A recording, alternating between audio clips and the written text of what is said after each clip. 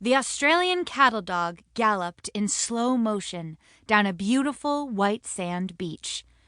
He had a determined and heroic look on his face, and the wind blew through his glorious fur. Ahead of him in the ocean, a human man cried for help. "Help! Help! I swam out too far!" King thought that the human man looked a little like the mailman, who often brought doggy treats along with the mail, so he was immediately concerned for the man's safety. "Don't worry," the cattle dog said confidently, human words somehow coming out of his mouth instead of barks. King wasn't sure how that was possible, but he was impressed. "Surf Dog to the rescue." Surf Dog hopped on his surfboard and expertly rode the waves to the spot where the man was swimming. The brave dog tossed the man a rope and successfully pulled him back to the beach. A crowd of happy humans gathered around Surf Dog to give him pets and rubs. "You saved me!" the man shouted. "This dog saved me!"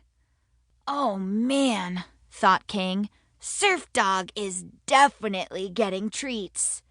"Great work, Surf Dog," a lifeguard said. "Another flawless rescue. Never doubted you for a second." "It's what I do," Surf Dog replied coolly, while he used one paw to slip a pair of sunglasses over his eyes. "You know my motto. Sit, stay, and hang 10. Fireworks exploded in the sky as all the humans celebrated, and Surf Dog stood up on his hind legs and started dancing in the sand. "Dog! Dog! Look at him! Dog! Dog! Dog! Wow! Wow! Wow!" King barked wildly at the rectangle in the living room. He had watched plenty of movies and shows with Aaron, Jin, and Cleo, and every time they featured a dog, he was overcome with a mixture of confusion and excitement. He had so many questions. Who is that dog? Is he trapped inside the rectangle? Does he need my help? Does he want to play? And the best way to ask those questions was to bark as loud as he could for as long as possible. "Hugo! Waffles! Lulu! Petunia!" King yelped as he jumped onto the couch. "Did you see that? Surf Dog just saved the mailman."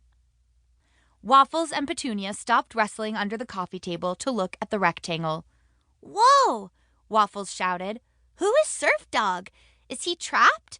Does he need our help? Does he want to play?" "What's everybody barking at?" Erin sighed as she walked into the living room. "Did the dog on TV do something funny again, King?" Erin was King's absolute favorite person in the entire world, and she was right as always. She picked up the remote control and turned off the rectangle. But that didn't stop King from barking. He still felt pretty amped up from his trip to the park, and he could tell his friends did too. The dogs of Good Dogs Doggy Daycare had spent a lovely morning chasing Nuts the squirrel and his kids around from tree to tree. King still had a lot of energy and wanted to keep playing. "Hey everyone, watch this!" King shouted as he dove under the coffee table and did a double rollover. "Pretty cool, right?" "Not as cool as this!" Waffles shouted back as she leapt from the comfy couch to the comfy chair and then back to the comfy couch. "The floor is lava!" "What's lava?" Lulu asked as she and Hugo trotted in from the kitchen where they had been playing with a puzzle toy. Lulu was wearing a shiny sequin tank top and tiny little mesh shorts. "I have no idea," Waffles answered. "But sometimes when I'm playing with Zoe, she says the floor is lava and we have to jump around on the furniture." "Calm down, everyone," Erin said softly. She had one hand on her hip and one hand on her big round belly. "Quit jumping on all the furniture." Erin's belly didn't used to be so big and so round, but King knew it was this big because there was a human baby inside it. King wasn't sure why human babies took 9 months to be born, while puppies only took 2 months. It must be really fun in there for the babies to want to stay so long.